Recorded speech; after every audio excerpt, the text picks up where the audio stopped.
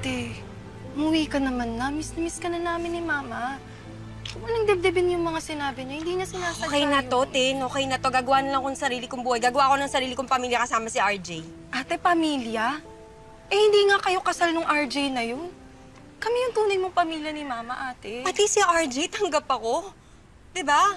Kahit na ang gulo ng utak ko, kahit napakasama akong anak, mahal niya ako. Wala ka kasing alam sa pinagdadaanan ko.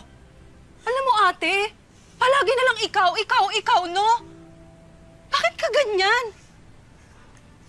Di mo na iniisip si Mama, ha?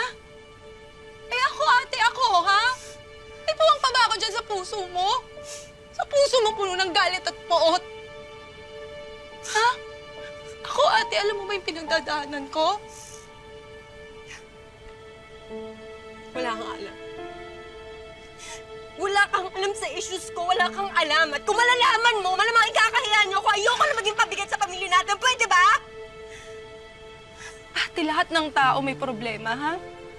Hindi lang ikaw!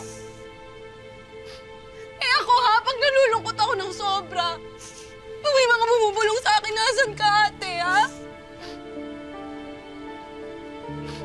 Wala! Lagi kang wala!